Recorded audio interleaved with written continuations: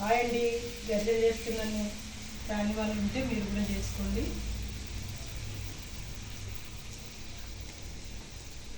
ఇది పల్లీల పొడి, బెల్లము, ఇలాచీలు. ఫస్ట్ ఇట్లా చపాతీలాగా చేసుకొని ఇది దీంట్లో వేసుకోవాలి. ఒక 2 చెంచాలు.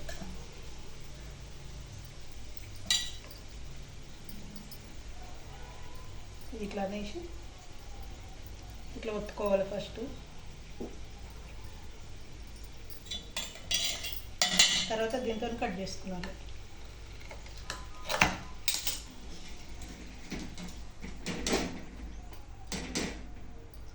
ఇంతేనండి, ఈజీగా వచ్చేస్తాయి.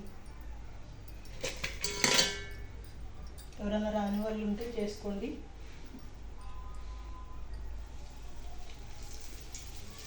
పిండి 1 గంట ముందు తడుపుకోవాలి.